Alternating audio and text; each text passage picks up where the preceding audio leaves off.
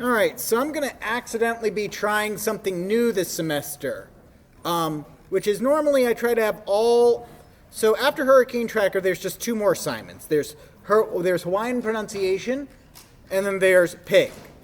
Normally, I try to make those done before the end of October, but I've seen how pressured students get to finish those, and I often have to extend the due dates, so I'm just trying something different, which is that I've got Hurricane Tracker going. Hawaiian pronunciation will be due right before we do a proposal and in the middle of while we're explaining GitHub, so that's going to give you plenty of time to work on this one. And then for the pig assignment, we'll work on that a bit in class. That should be due, I feel like November 7th or so, and I might adjust the due date for that.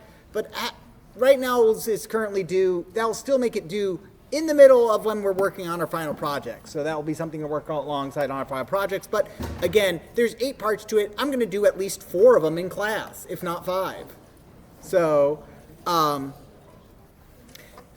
we'll be doing is that so here's the current schedule. Today, we go over, I do an overview of what dictionaries are, okay? On next week, your videos are actually some fun YouTube videos, believe it or not, because Monte Carlo approximations are not necessarily something in your. They're only mentioned as part of your, as part of a project in your textbook, as opposed to being its own chapter, because it's more of a technique than a chapter. On next Tuesday, what we're going to be doing is, on Tuesday, next Tuesday, we start to have a bit of fun because we'll start learning about how to use dictionaries with that. Why you should not play games of chance with Professor Rosen. No, definitely don't play games of chance with me. I'm a dirty cheater, that's why. Then Module 10, I'll be going over Git and project control. Yeah, so I might adjust those. We might be doing dictionary again on Tuesday. We'll do it as we need to, but I plan on going at a bit of a more relaxed pace for this kind of portion of the semester. Once we're done with module, and then I'll probably schedule this is currently week 8, so week 11, I guess, would probably be when we're doing our exam, so we'll see that. Now, the other thing that I'll mention is that, before, part of this, I will be going over, hey, this is how the final project's going to work. But the first part that you need to know for now is that, again, it's optionally 1, 2, or 3 people. So you don't have to work with somebody. You can. You don't have to. Next, there's going to be the first 2 parts of it are the preposal and the proposal. Preposal is just your brainstorming, okay? Just basically saying, okay, this is what we're thinking about. This is how GitHub works. Awesome. Proposal is where you basically say, okay, this is the project I'm going to do.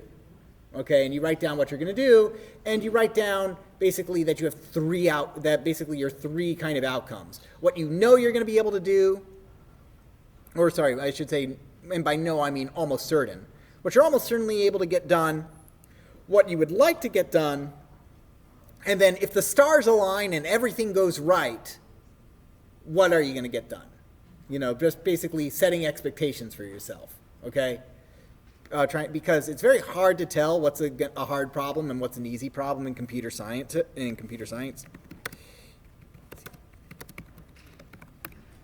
Let's see if they've got, task. Yeah, so when a user takes a photo, the app should check whether they're in a national park. Sure, easy GIS lookup. Give me a few hours. And check whether the photo is a bird. I'll need a research team in 5 years. And CS, it can be hard to explain the difference between an easy and a virtually impossible problem, because the latter is a visual recognition problem, whereas the geographical information is basically built into every single cell phone picture you're going to take. So it is very, so it can be very confusing sometimes. So it's hard to make that estimation, especially if you're new to the field. Now, the other thing I'll mention about final projects is that you may be thinking, I have no idea what you want to do. If you check over on Module 11, and I do have to update the mobile track for to find appropriate resources for anybody who wants to do Apple iPhone development. But if you check over on the module track, over here, Module 11, I have some suggested final projects on how to build, just kind of tutorials that I have on how to for games that you can follow and get an easy A, essentially. Pong and Mario are done in Love with Lua. That's the platform, so it's a different programming language. But guess what? It's not that hard to learn, and the videos walk you through how to do it. Mobile development. If you decide to make any of these apps for your final project, guess what? These are it's going to be done in Java, or if you're doing iPhone programming, it's going to be done in Swift.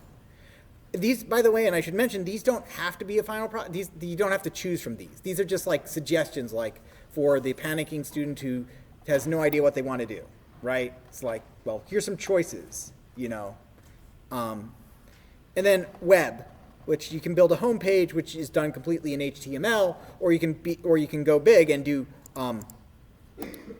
stonks. The tutorial on the stonks is actually like a tutorial on how to do a stock simulator. All these are from Harvard's CS50X course, and they're just good tutorials on to follow. Of course, you probably have your own ideas of what to do. I'll be going over briefly about engines like RenP for writing visual novels. That's for games that are for.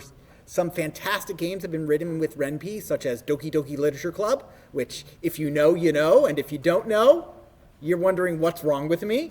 And then the other game that was made in RenP that I really like was Slay the Princess, which was a fantastic visual novel. Fantastic. This is an engine written in Python. Visual novels are a great way for you to express yourself. Pirate Software has a list of different gaming engines that you can try building games in. A great resource there. Final projects. This would be a great chance for you to get your hands dirty trying to learn a video game engine, be it Unreal, be it Unity, be it Godot, be it Game Maker. These are all legitimate choices for you to choose.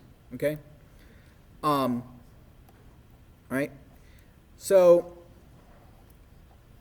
the final project again is due. If December 2nd is the last day of class, then that's when it's due.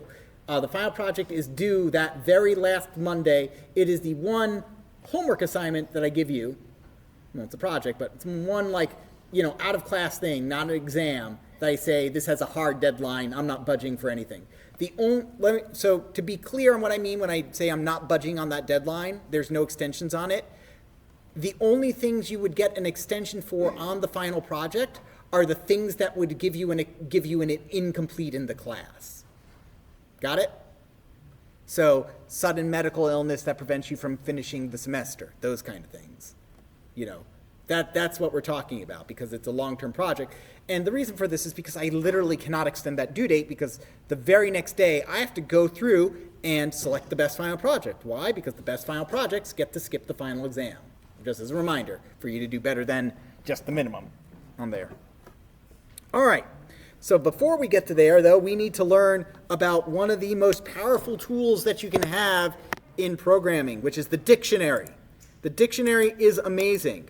The dictionary goes by actually a few different names in various different programming languages. You might hear it referred to as a dictionary in Python. You might refer to it as a hash table in other programming languages or a hash map in other programming languages. You might also hear it as just straight up map. It's a map. But what it is that it's an abstraction of the entire list of idea. It is a key value pairing, which makes it very abstract when I refer to it like that. So let's be less abstract and talk about it in terms of what it is. If I create a list, it's something like this, right? A, B, C. And if I look in index 0, I get A. If I look at index 2, I'm going to get C, right? Nothing scary there. So one way to look at that, rather than A being stored in index 0, because that is what happens, it is happening, right? We are storing A in index 0 in the list. For a dictionary, what we will be doing is we're going to say, oh, A and 0 are associated with each other. There's a binding between 0 and A. Okay, what do I mean by that? Well, let me start by creating a dictionary. Okay, so here's a dictionary.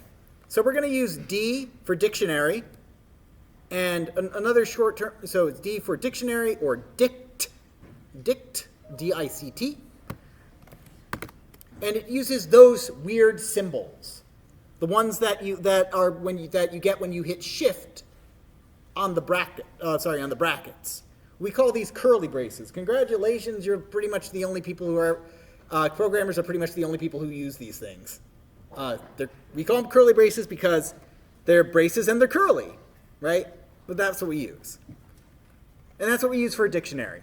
That's how we say this is a dictionary versus this is a list. List. Dictionary. And just like how doing L is equal to gives me an empty list. Let me move this over here. Just how doing that gives me an empty list. Doing this gives me an empty dictionary. Okay. Start shell. So we've got an empty dictionary. Now, dictionaries, to add something to an empty list, we use append, right? Just to add it to the end of a list, like list.append the number 7 or something like that. And L.append 7. To add things to dictionaries is actually a bit simpler. You create that key value pairing. So what we do is that we could say something like this. D 0 is equal to apple, just like this. And it'll create a binding between, and now we have this stored in here. 0 goes to apple. D1 goes to banana. B-A-N-A-N-A. Sorry, the issue with spelling banana is not spelling it correctly, but just knowing how to stop spelling banana. Okay, so we got 0 apple, 1 banana, and I could do D 500 is equal to durian. Okay, so the bindings here can be whatever I want. The first thing the thing in the brackets over here is what we refer to as the key. Rather than being an index, we call this the key. And then so that's what's on the left of the colon. On to the right of the colon is the value. It's the thing associated with the index. Okay? There can only ever be one thing associated with the key. So if I say instead D 500 is equal to taco, okay, then that overwrites the previous value that was that previous key value pairing. If I say D 600 is he also equal to taco, that's fine. Oh, assuming I can actually finish typing correctly. 600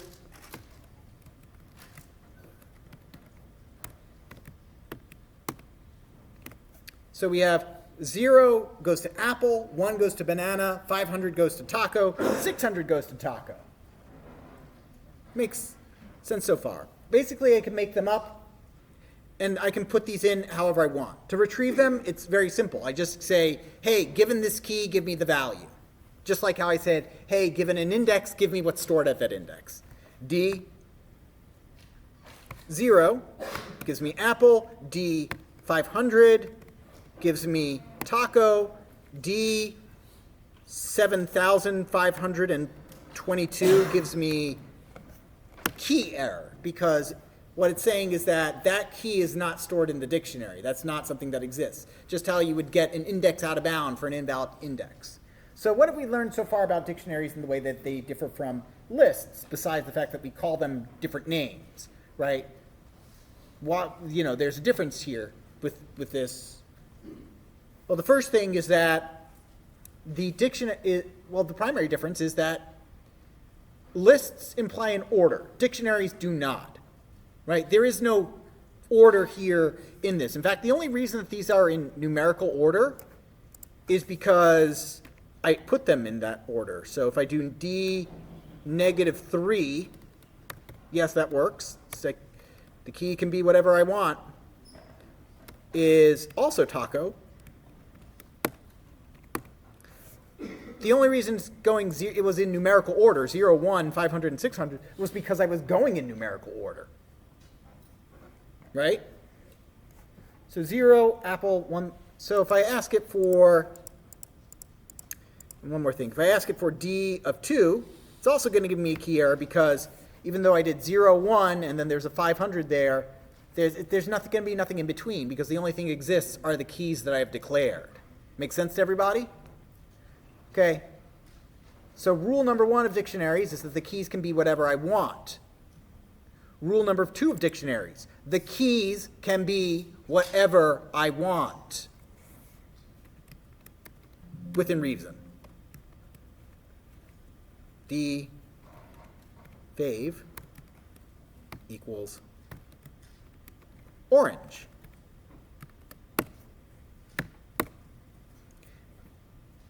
Zero, apple, banana, taco, taco, taco, fave, favorite, orange. So I can use strings as keys if I want to. They can be whatever I want. And this matters a whole lot. Now, you will eventually learn about how these work internally in 2168. Because we go over how these things are built in the back end using something called a hash table. My research area was in distributed hash tables, which were giant data structures that are distributed among multiple computers. If you've ever used BitTorrent, you've used a distributed hash table. So these are near and dear to my heart. Not only that, they are extremely powerful. We often, if you know anything about big O notation, which I don't expect you to because you're just starting out, but if the term big O means something to you, these are magic boxes that work in constant time with a giant asterisk on there saying, well, actually, but yeah, these are magically fast. These are super efficient. And they get that way by burning extra space that you could that you would care about if space was actually expensive, but space is not expensive. Time is expensive. Your computer consumes so big O notation is just a way of denoting how much resources something takes. And we have different things we want to measure. And you'll learn about this in math concepts if you continue on to there, or as well as in data structures. The primary resource that we measure is time, but you can also measure things like energy consumption or space. We can buy more energy, always. We can always hook up something to a computer. We can get batteries. We can make our algorithm more efficient. We can buy more space. There's RAM's cheap these days. Hard disks are cheap these days, relatively speaking. Time is still as expensive as it ever is because I can't buy another second. Can't go to a shop and buy another one. Can't sell any extra years to anybody either. Can't buy any extra time. I'm sure there's something deeply philosophical and poignant about that, but that's a discussion for another day. Okay? So we care about runtime, and these things are wicked fast when we use them. So what are the use cases for dictionaries? Why do we care about them? Well, we care about them for a couple different reasons. Generally speaking, a lot of the use cases fall into three separate categories for using dictionaries. The first is arbitrary key-value pairing, which is like, yes, Professor Rosen, you just told us these are key-value pairing objects. You're saying essentially A is A, essentially here, you know. So what I mean by that is given a key, like a user, like say your account username, okay, your key is maybe like your login information, and then the value is all the stuff associated with you. So say you go to me as your as an advisor, and I need to look up your transcript and your current courses. You'll give me what serves as your key, which is not your name, because your name isn't unique for most of you. You'll give me your TUID number, which is unique, and I plug that in as the key, and the value is your name and all the stuff associated with your account. Make sense? Similarly, if you're on Amazon, your username, which is your email address, serves as the key there because that's unique. Your address isn't unique. You probably share that with somebody or have in the past. Similarly, your name is not unique because it's not for a lot of us. I actually went to school, in my middle school, I kept getting asked, hey, are you related to the Andrew Rosen who just graduated from this school? I'm like, no, that would be weird to have the two people with the same name in the same family. But names aren't unique. Okay, so that's one. The second is counting, right? We've learned how to do, so the second use case here, and the one we're going to use the most in this class, is counting. Basically counting arbitrary things and arbitrary numbers of things. Typically, when we've been counting, we've been doing running sums or something like that, where we have a for loop and we keep adding to it. But suppose we are trying to keep track of multiple variables. As we'll see in the example I'm going to give, like trying to keep track of how often each letter occurs in a string or in a document, right? If we do that, a dictionary is the great tool for that because now we don't have to create like 26 separate variables. We can just create one, and it will be a very useful variable for us. The third use case is categorization. Categorization. Now, where the key is basically is like a string to represent a category, and the value is the list of all the things in that category. I used that one in 2168's homework on hash maps. For your homework on dictionaries, hash maps, whatever we call them, they're dictionaries here, okay? Your homework, which is the Hawaiian Pronunciation Lab, you are going to be using this for creating for the key is a letter, and the value is how you pronounce this letter, okay? So let me go ahead and talk about that for a second, okay, in case you haven't had the chance to in lab. Hawaiian pronunciation assignment, which is the next homework, is fairly straightforward. At least in terms of task idea, it's fairly straightforward. I'll probably end up going over it in class a bit on Tuesday, as opposed to today. So we want to be able to. Hawaiian words are not actually that hard to pronounce. It uses it's a very simple language in terms of structure, in the sense that there's only 12 characters. There's only 5 vowels and 7 consonants, okay? Although there's only 5 vowels in the same way that Japanese only has 5 vowels, right? So, but what we're going to do is that we want basically the ability to, given a Hawaiian word, give me the pronunciation for this word. Aloha gives us aloha. Mahalo gives us mahalo. And the one the one that I use as a test for checking if your program works is this one, keiki. Keiki.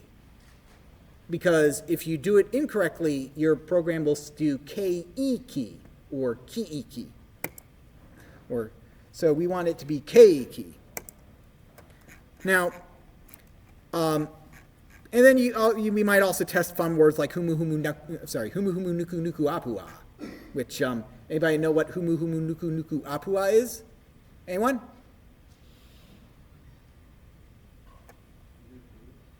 It can be, I suppose. It's the Hawaiian state fish. It's a reef fish. It's a humu nuku. And see, it already finishes. It's super easy. Reef trigger fish. It's the Hawaiian state fish. It's a very fun word, and there it is. But it's not nearly as hard to pronounce as once you actually slow down and do it. So yeah. So dictionaries are great tools. So let's talk about that use case for counting, though, because that's going to give us the ability to kind of see how these work. Okay. So let's see. We downloaded a file a while ago, which was Treasure Island. Okay. So let's go ahead and say I want to figure out what the most common letter in Treasure Island is. All right. Let's think about how I might do that before we code. Okay. So file is made up a bunch of characters, right? Okay, and I want to find what is the most common character in this document. Okay.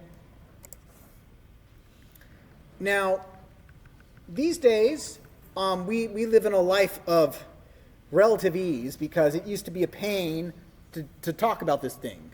What we used was currently, pretty much any text-based communication uses Unicode. And Unicode is amazing because it allows us to basically we can basically display any language we need to in Unicode. Any language's characters, as well as emojis.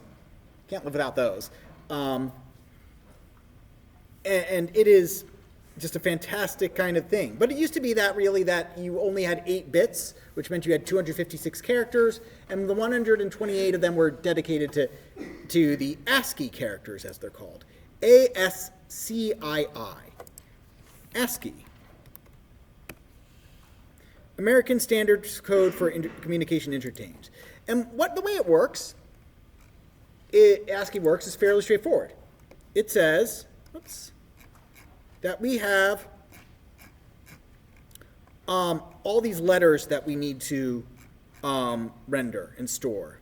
We've got, for instance, we need to be able to communicate the letter A, capitalized. We also need to communicate lowercase a. Okay, we need to be able to communicate all the characters that you can hit on the keyboard. Okay? And the only way we can do that is by representing that electronically as a byte. So there's a sequence of ones and zeros. Now, any sequence of ones and zeros can be represented as a decimal number. So essentially, each of these values each of these letters gets a number from 0 to 127. So 65 gets A, 66 is B, C is represented as 67.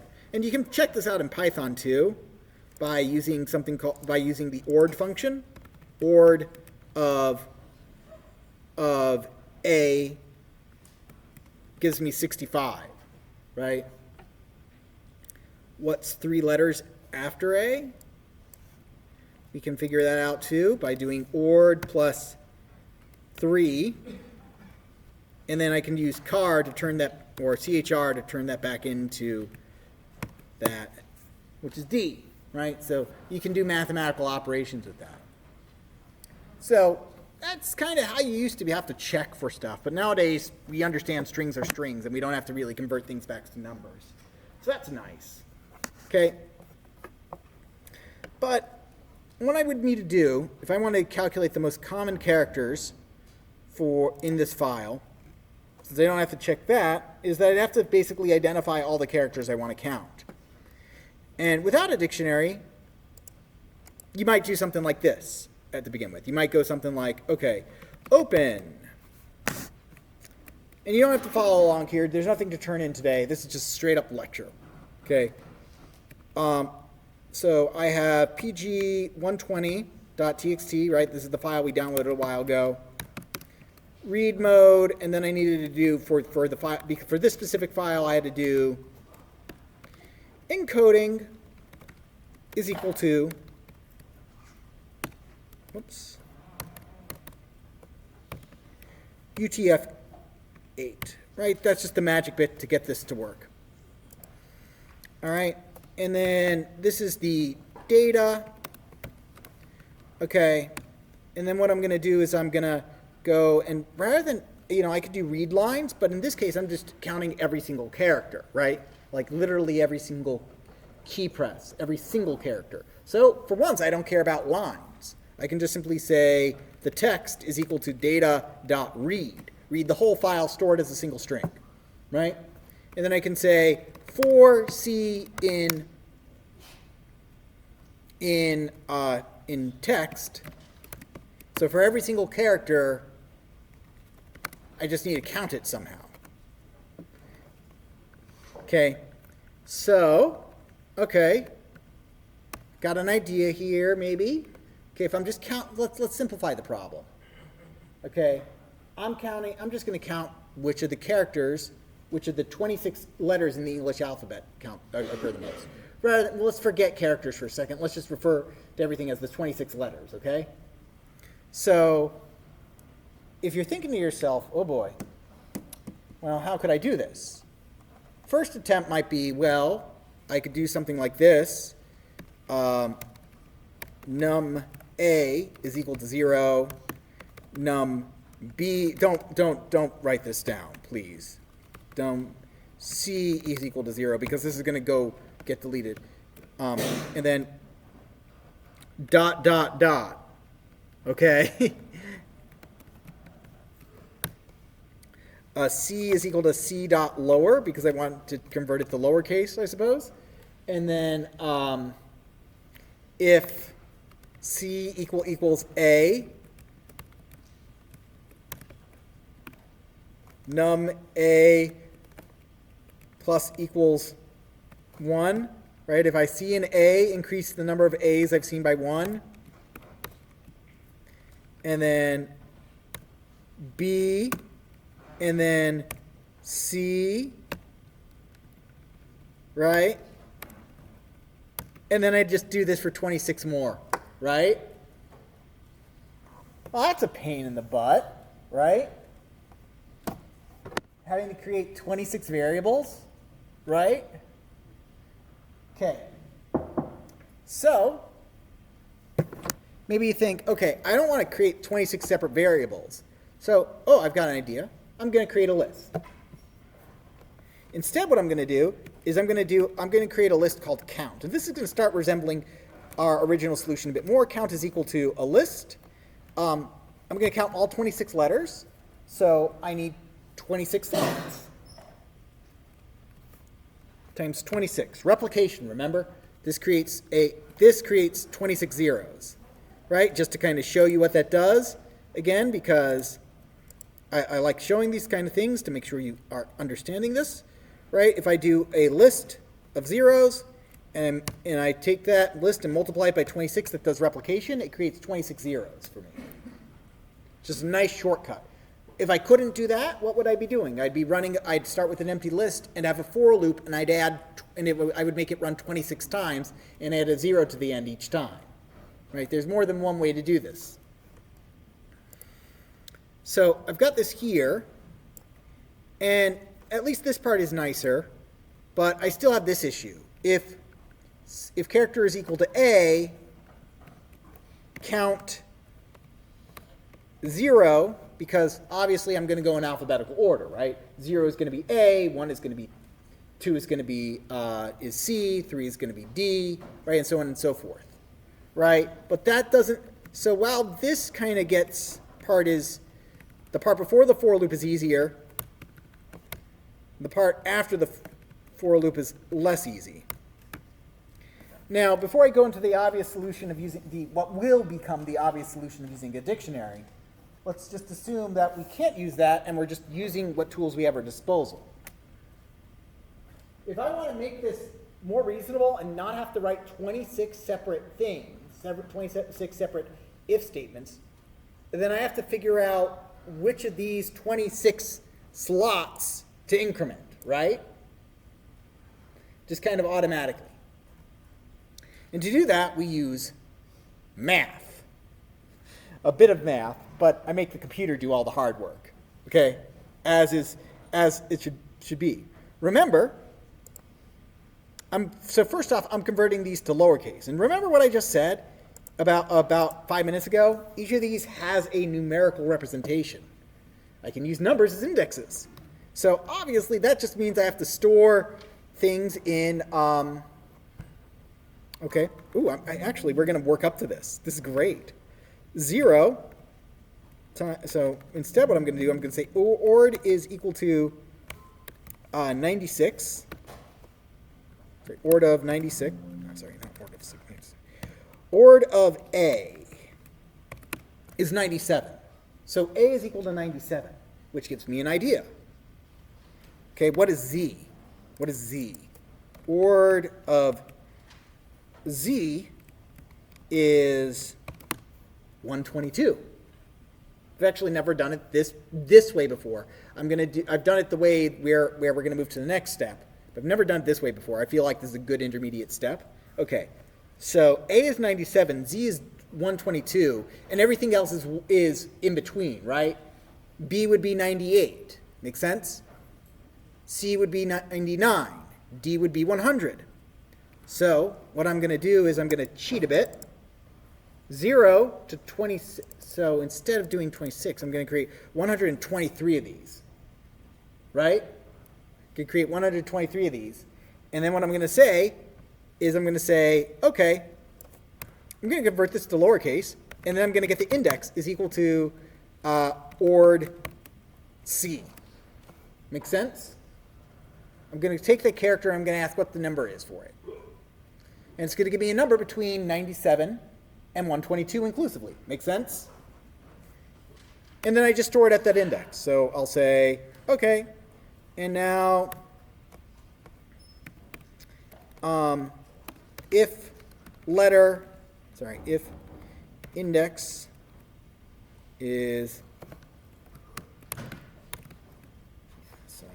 greater than or equal to 97 through 122. So we stay in range, right? Because there's other characters, right? There's other characters like quotation marks, spaces, all that stuff that I don't want to count. I just want to count letters right now. Make sense? I'm only counting the letters right now. So that's what this if statement does. Says if it's only a letter.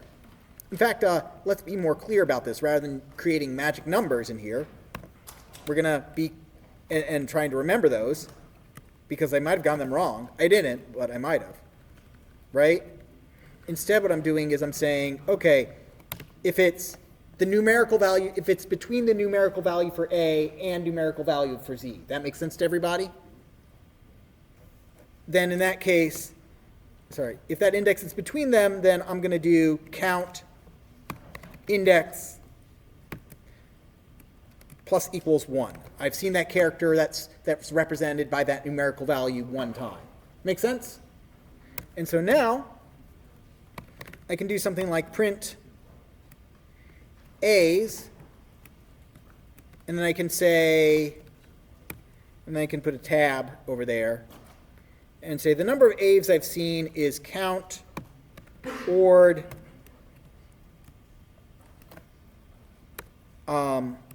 A. No, we're not doing a lot of dictionaries right yet. Oops, did not terminate some. Right. But this is valuable time spent here.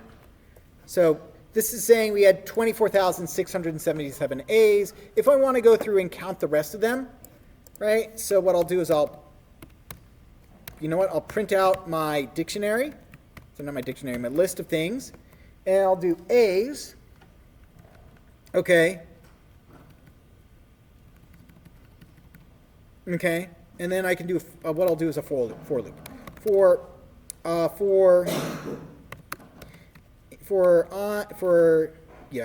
C in range, and it's going to be ord of A. So So this, yeah, it's going to be I, not C.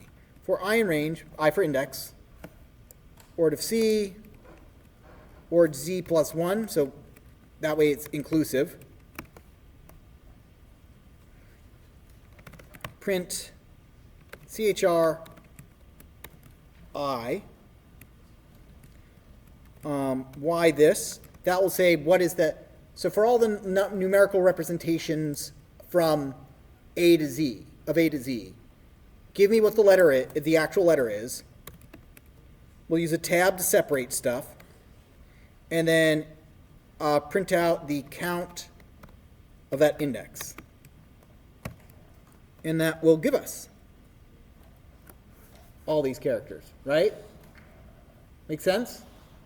So this tells me, and as you can see, here's our list, and here's the me printing it out in that kind of what is this is format. Now, the disadvantage of doing this way is that I just have a bunch of wasted space, right? All those zeros. Make sense? All those zeros don't make sense. So what we could do here is a bit of math. We could just do 26 over here. And then instead what we would do is we'd actually do something like this, ord of minus A, to figure out what the index is. And then we would just simply check if it's between 0 and 25. And now we can see, if I run it, why that minus A, it's an offset. And now you can see that it's a much shorter list. But this only covers the letters. What if we want to see, what if it's a document in a different language with German, and German has those umlauts and stuff like that, you know? Weird, they've got weird squiggly stuff. This suddenly doesn't work, right? Or what about even stuff where they like, what if they're a fantasy writer and they use that AE together glyph that they use for like ether and stuff like that, like where you see that combination AE. How in the world do I count that? Or they use non-standard ASCII glyphs like this. What? What do you mean that's non-standard? That's a quotation mark. Of course that's built in, and that's super simple. Ord of that. Wait, what? It's not registering as green. That's symbol 8,220. That's a left quote. It's a left quote. This is a quotation mark. This is a left quote. This is what you get on your keyboard. This is what Microsoft Word will automatically put in your documents for you to make it look fancy. Typography is a nightmare. So, is there an easier way we can do this? And the answer is yes. We use a dictionary. Okay? Because, of course that's the answer, because this is the dictionary glass. Of course I'm going to say it's easier if you use a dictionary. So we're going to keep very similar things over here. And instead of counting, and I'm just going to count everything. I don't care if it's uppercase, lowercase, I'm just going to count it. So here's my count. Count instead is going to be equal to a dictionary. And this is one of those things, so this is something that will, almost certainly something similar to this will be on the exam. This is a very common format that I'm going to be teaching you over here for dictionaries. This is how we count things using a dictionary. Count arbitrary things. And it's very, very simple. So for every character in text, so for everything you want to count, every single item I want to count, ask ourselves first one question. Have I counted this thing before? Have I counted this thing before? So I'm going to first, and what I'm going to say, if C not in count, what does that mean? Is it not a key, if it's not a key in count? Okay, one thing I wanted to mention, right, before I step onto this, because I forgot to mention this with dictionaries, right, so if I say D, just one second over here, D 0 equals apple, right? That the key is app 0 and the value is apple. If I ask for D0, it's going to give me apple. But if I ask for D of apple, if I put if I ask for if I put in a value, it's not going to give me anything, right? The keys are what you use to get to the values. The values are it's not going to work, right? It's a one-way function. So first we ask, have I seen this character before? So if character not in C, if I've not counted this character before, so for every character, if I've not counted it before, well, I just counted it for my first time, so I'll say count of this character is equal to 1. Make sense so far? If I've not seen it before, if it's not something I've counted it, if it's not something I counted, count it. Else, well, I've counted it before, so just add 1 to that count. Nice and symmetrical, or nice and balanced, I would say. It's very nice and clean. So for every character in text, if I've not counted it, count it. And if I have counted it before, well, increase that count by 1.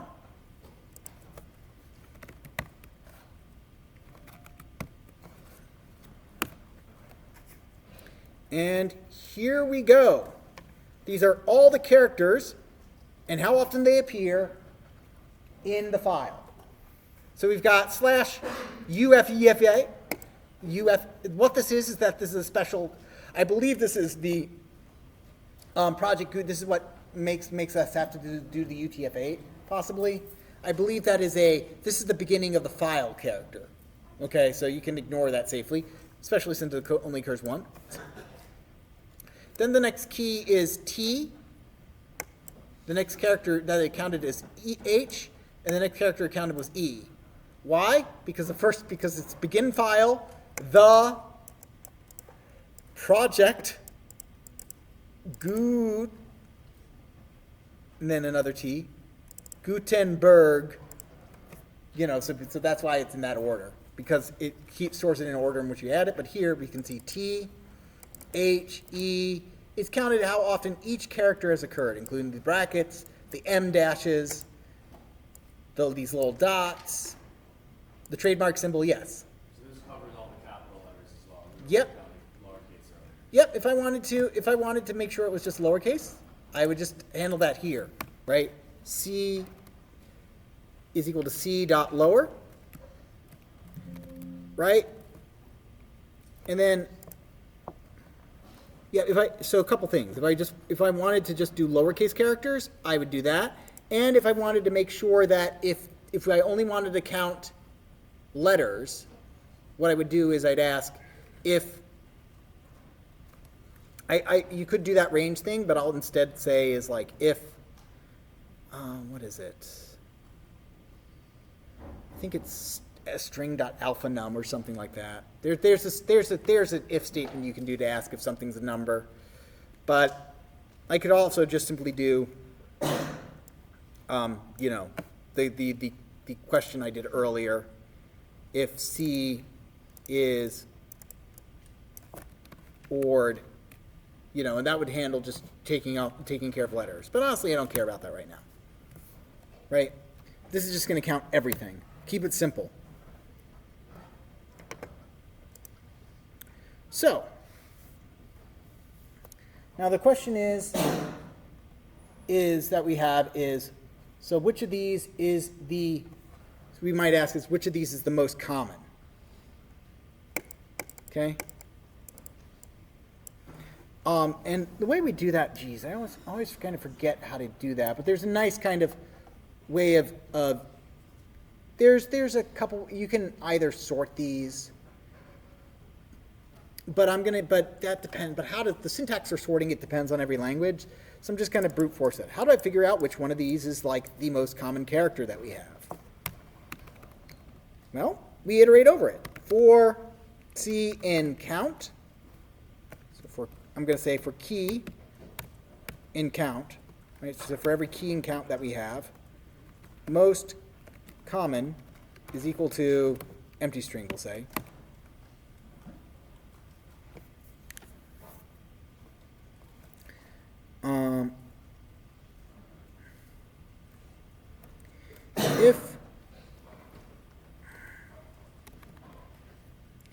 if count of that key is greater than or equal to, is greater than most common, or count of most common,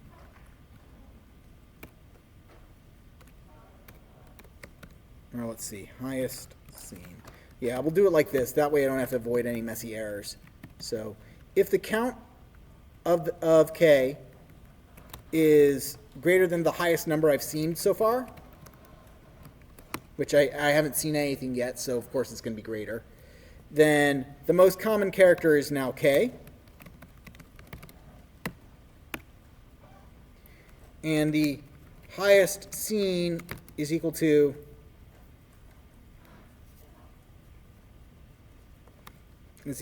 count of k.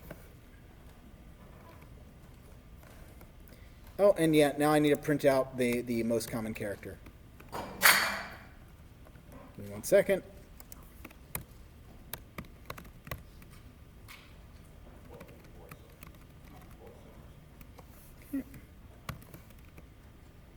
And there you go. That's the most common character in the text. I know, it's a bit of a revelation to you as well. Let's actually go ahead and show you and print, and I'll make sure that you're not going crazy here by printing out how often that occurs. And just so you know, the letter occurs 67,142 times. What is that? It's space. Space is the most common character in pretty much any English or Latin-based text. Every word's got one after it, except if it's got a period, and most of the time the period's got something after that. So there you go. That's why it's the most common character.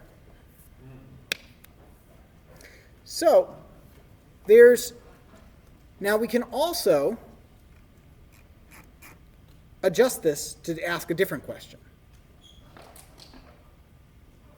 So now this was not necessary if I wanted to figure out the most common letter, okay? If I wanted to find out the most common letter, we could use the list approach as well. You didn't need a dictionary for that. In fact, we didn't need a dictionary to do this as well. We could have just made a really, really big list, right? Really big list, maybe with a couple thousand zeros in it, and it would work just fine, okay? Until I changed the question to being, so you can do the most common letter. Well, what's the most common word in the file?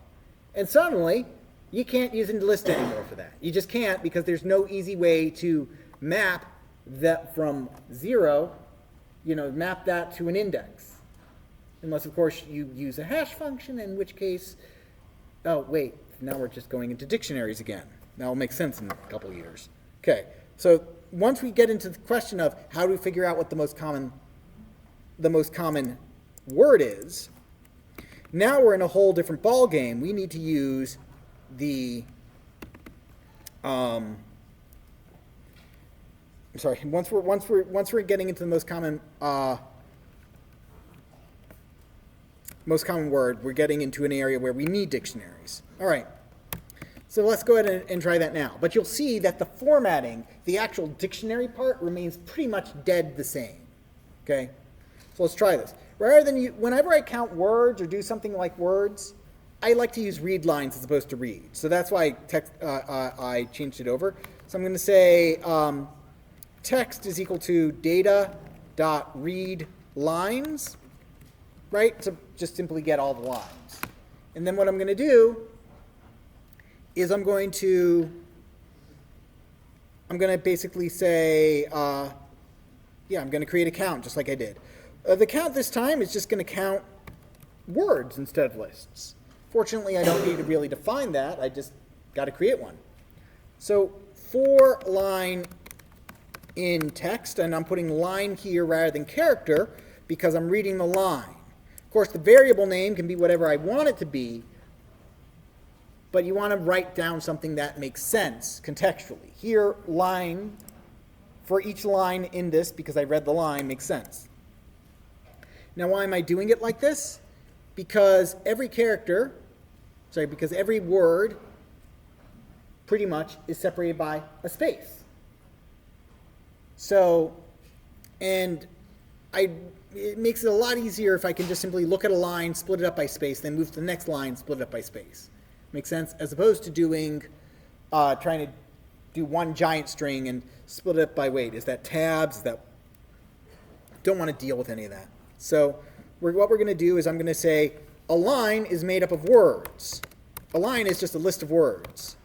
How do I get that list of words? I'm going to split, and I believe if I just simply leave it blank, I'll test it over here, like, hello, my name is Mud. Dot split, it will go ahead and do that. Hello, my name is Mud. So, hello. Question? Mm-hmm. Could you specify what to split by? So like you put a comma in between the parentheses, would it only split? It would only split on commas. Yep, it would have only, if I had put a comma, if I had done a comma here, we would have only gotten 2 items in this. If you put line dot split for words out of the data reading period, it would only be sentences. Yep, pretty much. Unless there's, and numbers that have decimal points in them, it's kind of sometimes hard to do to split like that. It gets tricky. You get exceptions sometimes. So, words.split, by default this splits on white space. But I like to do this. For each line, we do this. We get our words by doing this. And then we're going to check each word individually. For W in words, for each word in words, we're going to ask the same thing we asked last time. Because we're counting words this time. If word not in count. So just like we can ask if something is inside a list, we can ask if something is inside a dictionary. The in here is asking if it's a key. So if word not in count, then we just simply say, okay, if I've not counted it before, well, I'm counting it now. And if I've counted it else, oh, I've counted it before. So count it one more time.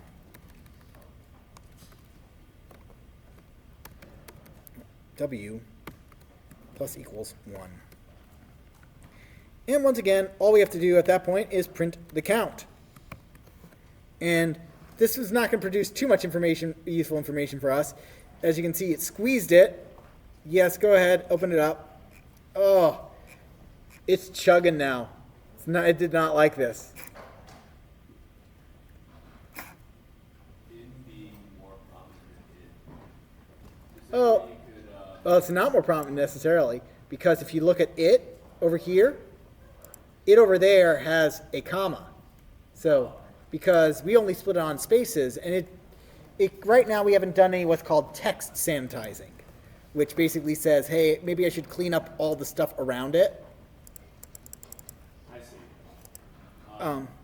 There is ways to do that. Is there a way to alphabetically sort it? There is, I believe. So I just had to quit that because that idle just did not like that at all. So recent files, dictionary. So if you want to, so if you want to put something alphabetically, that means we're sorting it. So yes, we can sort it. So what we'll do is that we'll print. So what I'm going to do is I'm going to print. So let's see. What could I do? So one thing I can't do, of course, is I can't slice like I could earlier. Like it says, you can't slice a dictionary. What we can do is that we could do something like, let's see, can I convert it into a list? List. What happens if I convert it into a list and then ask for the first 10? Does it do what I think it does? Yes. If I convert it into a list like this, it gives me a list of the keys. Okay? So the Project Gutenberg ebook of Treasure Island, and this ebook is. So, what else can I do? So how can I get useful information out of this? Well, we could do what we did earlier to kind of manually count the highest thing. We can also make use of sorted. What does sorted do? Returns a new list containing all items from the iterable in ascending order. So let's just give that a try for a second. If I took count, sorted, and asked for the count of it, so asked to sort count, what's it going to do? Well, it's going to do nothing because I just simply asked to sort it, and I didn't ask it to print anything. So what happens if I do print sorted? I'm going to end up with more squeezed text. Okay, so let's go ahead and just again use a slice to say, what's the first 10 things on this? If I sort a dictionary, it gives me these weird things. So if you remember, a dictionary tells us that, sorted, it says it gives it an ascending order, which means that these are like the least in some way. So sorted is a pretty versatile function, though. If I take sorted and I do something like, let's go ahead and check it. Sorted, something, key is equal to none, reverse is equal to false. Oh, let's do reverse is equal to true.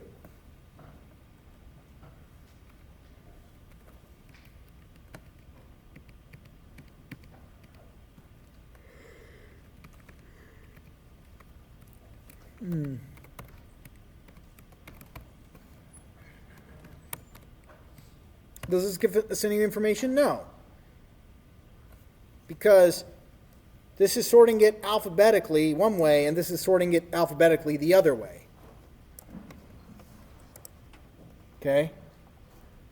Let's try to clean up this text a bit, okay, for each of these words. What we're going to do is we're going to remove some stuff from the beginning of the words as best we can. Let's go ahead and, remove, w is equal to w dot strip. Does that still work? Or do I need to provide an actual argument for that? What does strip do? Strip takes off any preceding or trailing characters. For instance, notice here that we've got these open parens over here, right? Well, that's not part of words when we count them, so let's remove them.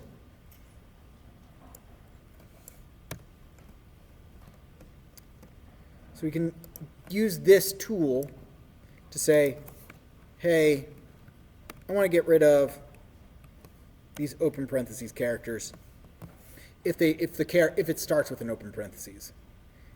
And as you see, it did get. Oh, apparently there's just some dialogue that looks like this, which is not a word, but it's amazingly evocative in text, right? That's right? So, now, why isn't this giving us really any useful information? Because we're sorting on the keys. Here, the keys are giving us these things alphabetically. What we really want to know is, how in the world do I get the, something like, what are the 10 most common words? Okay? And the answer to that is we have to make use of sorted's other function. So sorted is pretty cool, right? We've got sorted. You pass in the thing you want to sort, and generally that's all you need. The other thing we can pass in is something called a key, which says, how do I want this to be sorted? Key, and I would like to say it's your key is to use count. I believe it's count.get, which is saying, hey, can you sort on the get function? Let's see if that works. Cool, it worked. because I always forget how the syntax for it, but apparently I remembered it the first time this time. So if in case you aren't sure how to translate that from professor to studentese, that means that that is something that I have to look up, and it's not something I expect you to remember. I expect you to have to look it up plenty of times too, because it's how it works in every language is different. So what I'm expecting you to remember is, if you're looking at that, what in the world does this mean? Rather than sorting on the key, I'd like to sort on the value. Whenever you retrieve something from a, we call this operation in dictionaries, when we store something in a dictionary, a put. I'm putting it in the dictionary. And if I want to read something from a dictionary, I call it a get.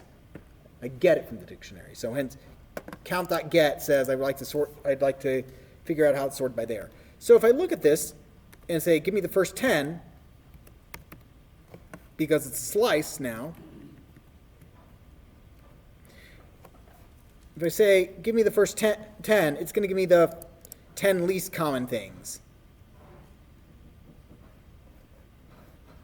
And if I, hopefully, and if I do the slice of the last 10 things, 10 to the end, negative 10 to the end, it's going to say the most common words.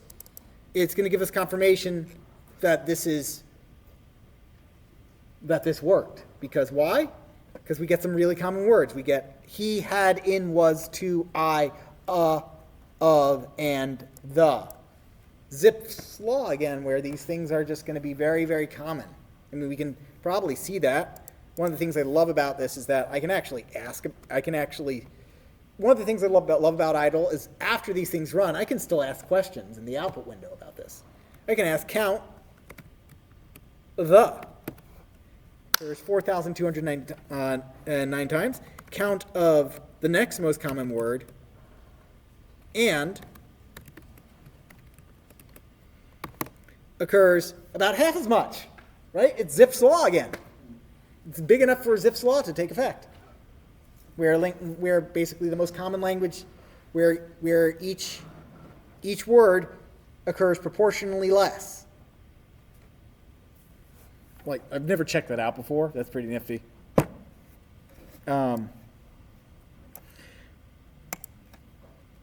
So this is a pretty cool tool, sorted, to be able to sort things. And we've learned that we can sort like both our keys and our values. So I'm sure you're thinking, oh God, this is complicated. What do I need to know? Okay. Most of the time when I write exam questions for this to test, did you master this? I simply ask you, hey, here is a file, or here's a string. I'd like you to find the most common character in this string, or I say something like, I want you to count or use a dictionary to count how often each character is. So sometimes that's not even a matter of figuring out which one's the most common. Sometimes I just simply say, hey, count how often these things occur. This is the bit here that's important for that. And once you've got that, you've got most of the problem for dictionaries. In your assignments, they're going to be extremely useful. Now, on Monday, where do I use these a lot? I use these a lot to store results and outcomes of random events. I'm going to check to see if I need to move to the, yes, Tuesday I'll go over Hawaiian in detail so that there will be the chance for you so I can help give you an outline for the code. Because a lot of students have trouble starting that one because it seems like a big thing. And it is. But I'm going to let Lab take the first stab at it. And then I'll move into some stuff that's a lot fun where, I don't know, it just feels fitting for Halloween to discuss like scams and scam games. Like our entire discussion will soon progress into just being into scams, essentially. Not the tech scams, the tech support scams and that kind of stuff, but like games of chance that seem like they're fair, but they're really, really rigged. On that note, last bit of trivia for the day. In which game does a casino have the least advantage? Yes.